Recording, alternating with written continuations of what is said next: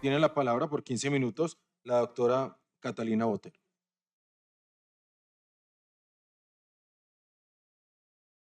Gracias.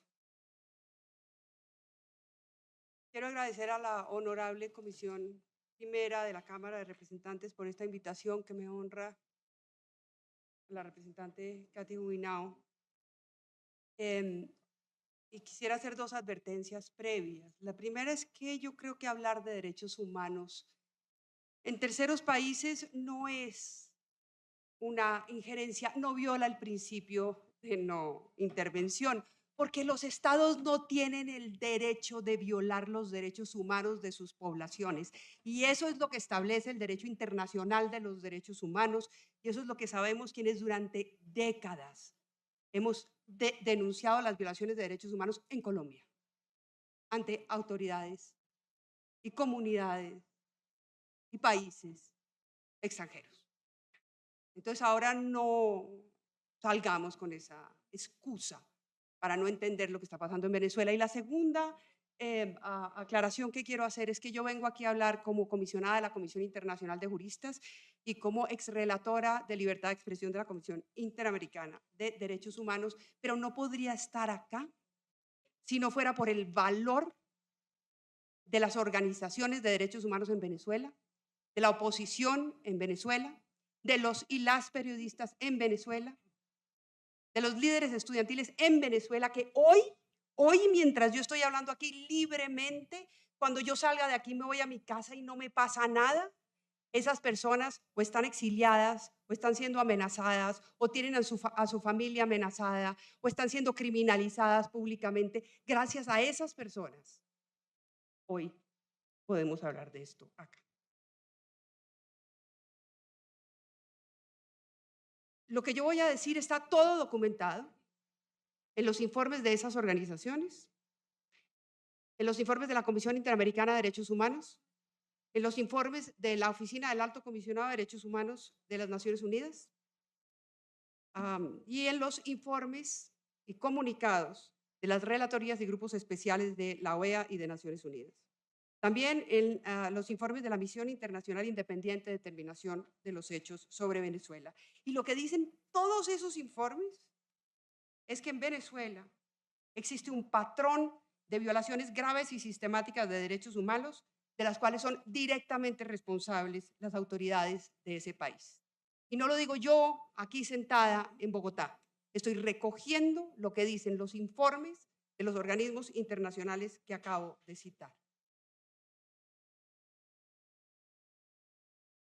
En el contexto postelectoral, me demoraría mucho hablando de cada uno de los crímenes cometidos, pero voy a mencionar algunas de las categorías más importantes.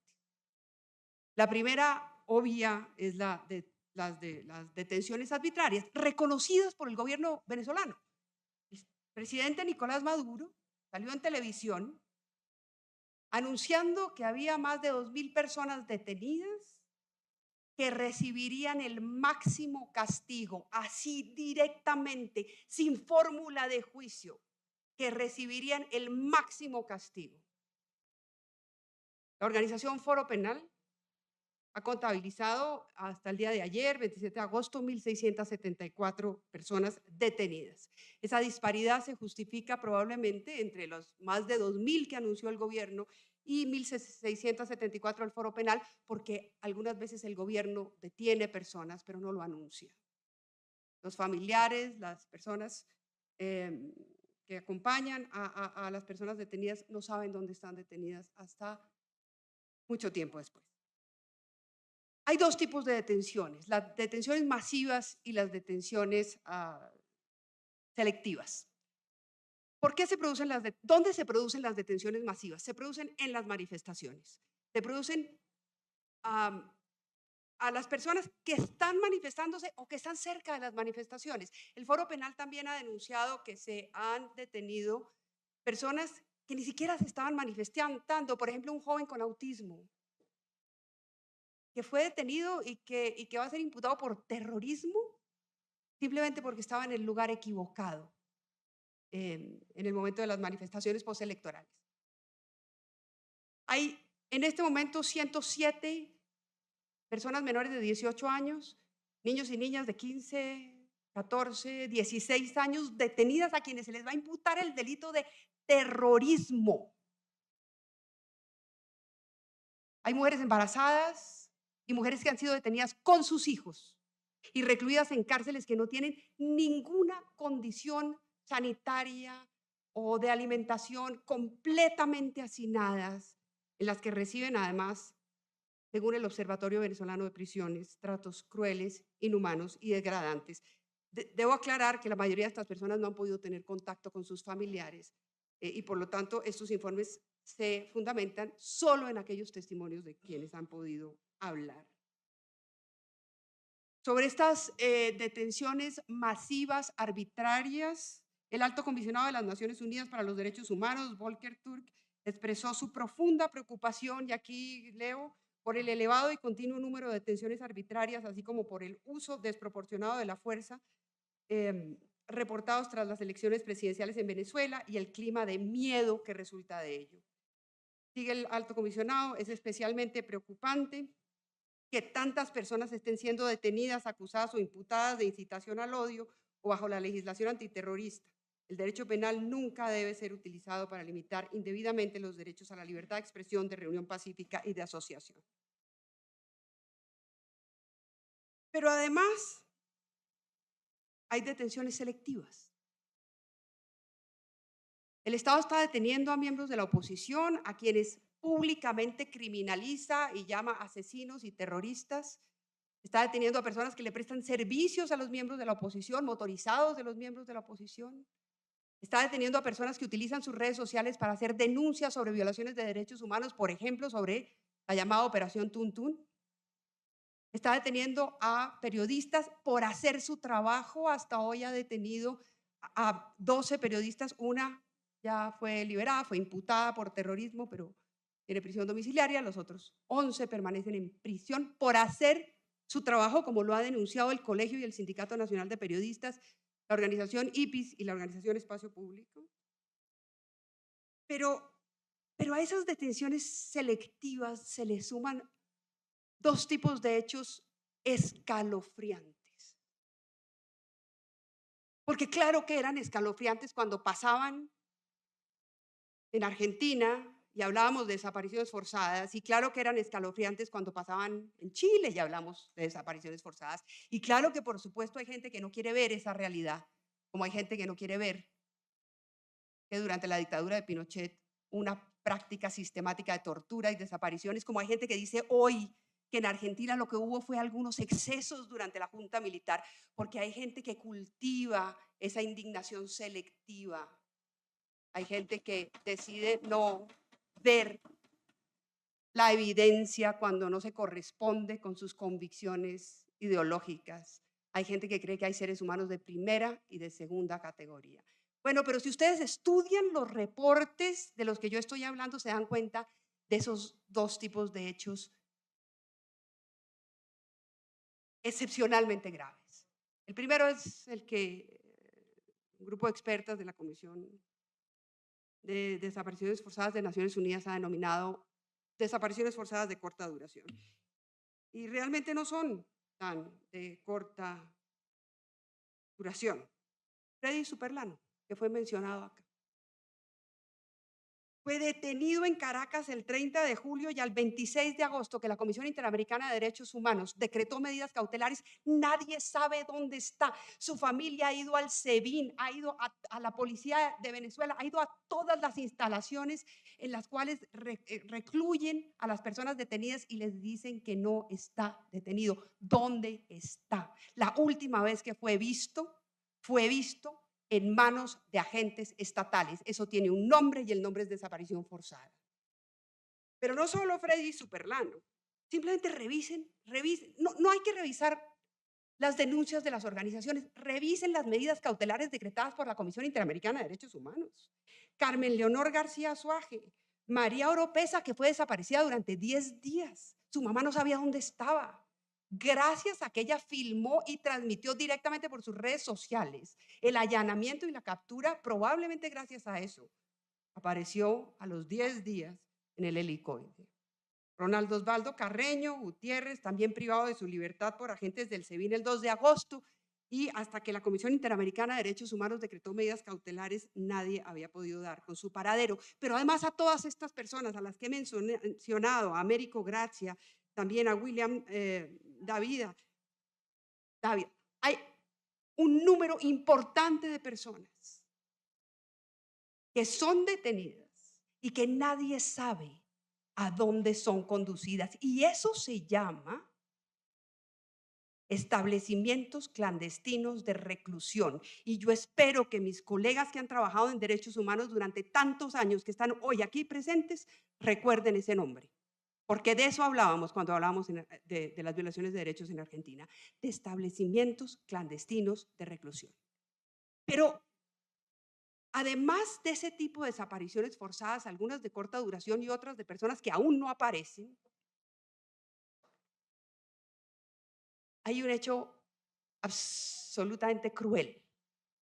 Y es que las autoridades venezolanas han decidido perseguir a los familiares de las personas que quieren capturar y que no han podido capturar. Cuando llegan, por ejemplo, a hacer un allanamiento a una casa, se llevan a la familia de la persona o para tratar de dar con el paradero de la persona o para quebrarla moralmente y obligarla a que se entregue. Y esto todo lo ha reportado la misión de verificación y la prensa independiente, algunos de los periodistas que han tenido que ser exiliados de Venezuela, como Armando Info. Y yo quisiera simplemente leer un relato de la familia del capitán Heredia, un capitán que fue acusado de cometer delitos, querer hacer un golpe contra Maduro, el señor se escapa, llegan a su casa, detienen a su hermana y a sus padres. De 80 años se lo llevan a un centro clandestino de detención y tortura. Y ella dice lo siguiente, la hermana, Angie Heredia. Me echaban agua y me hacían preguntas. Me daban cachetadas y me decían, habla, habla. Tenían un cuaderno con las preguntas y tenían un palo, me lo enseñaban y me decían que me lo iban a meter. Yo de verdad no sabía dónde estaba mi hermano, no tenía nada que decir. Le apuntaban con un revólver cerca de la cara, le cubrían la cabeza con una bolsa para asfixiarla. ¿Qué dice la madre del capitán? Me decían que tenía un hijo delincuente y me daban cachetadas. Cuando le pegaban a mi hija, yo la escuchaba llorar y les gritaba que por favor no la mataran. El objetivo de esas torturas, por supuesto, era detener de nuevo al capitán, a quien señalaban de participar en una conspiración contra Maduro. Luego de la entrega del capitán, los liberaron. Le dijeron al padre, te vamos a soltar porque tu hijo se entregó. Y si no, te íbamos a eliminar. Eso es lo que está pasando en Venezuela hoy. Mientras nosotros estamos acá libremente discutiendo sobre la situación de ese país. Ahora, ¿qué pasa con las personas capturadas? Un minuto. Esas personas capturadas son llevadas a las cárceles. Si en Colombia las cárceles son inhumanas, y yo he trabajado en cárceles en Colombia y sé de lo que estoy hablando, lo de Venezuela es indescriptible. No tienen agua potable. Esas personas no pueden ver a sus familias, esas personas no pueden tener sus abogados de confianza, esas personas están siendo juzgadas por 4 tribunales contra el terrorismo que son lo más parecido a los juicios de la justicia penal militar contra civiles en Colombia durante el Estatuto de Seguridad. Así son, se les niegan los derechos básicos del derecho de defensa. Quienes sufrieron las consecuencias del Estatuto de Seguridad deberían ser las primeras personas, la primera línea de defensa de las personas que están siendo acusadas por terrorismo por esos 4 tribunales cooptados por el gobierno venezolano que no tienen ninguna posibilidad de defensa. Pero además, hay un bloqueo informativo total. Más de 500 medios de comunicación han sido cerrados en Venezuela en las últimas 2 décadas.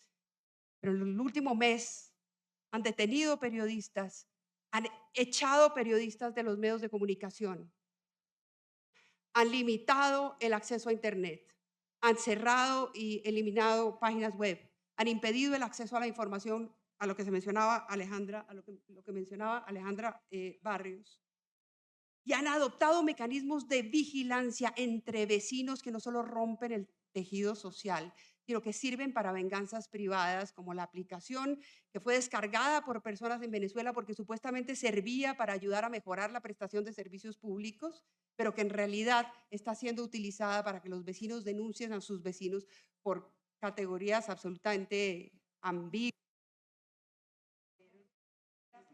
5 minutos para terminar. A las personas las paran en la calle y les revisan los teléfonos y si tienen mensajes de WhatsApp se las llevan presas. Presas por terrorismo. Las personas las detienen en sus lugares de trabajo y les revisan sus teléfonos.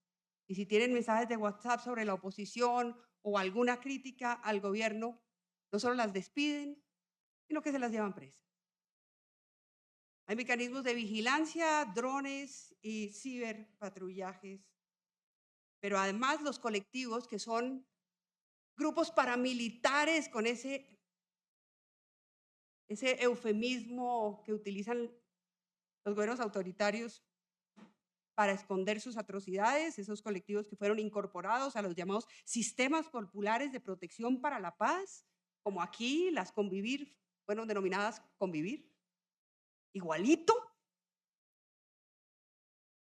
Están controlando los barrios con motorizados que señalan a la gente, marcan las casas y eventualmente, según las denuncias de organizaciones de derechos humanos, han sido los responsables de algunos de los 26 homicidios cometidos en Venezuela en el último mes.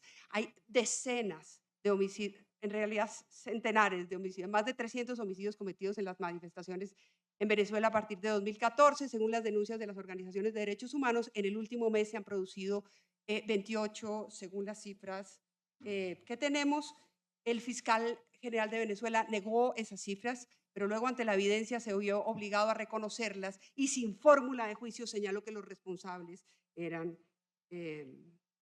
los miembros de la oposición. Sin embargo, las organizaciones de derechos humanos, Human Rights Watch está haciendo una auditoría forense con las imágenes que tiene, pero hasta ahora por lo menos 18 personas de las que han sido asesinadas, según las informaciones que han hecho, los estudios que han hecho las organizaciones de derechos humanos, son muertes atribuibles a agentes del Estado, a estos grupos paramilitares denominados colectivos.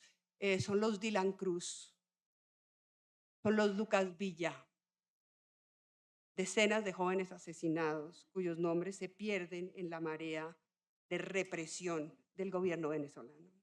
Podría seguir mencionando distintos crímenes, sé que no me da el tiempo, pero espero haber podido transmitir lo que de manera urgente las organizaciones en Venezuela nos están contando. Nosotros somos todo lo que tienen las personas en Venezuela. No nos podemos quedar callados. Muchas gracias.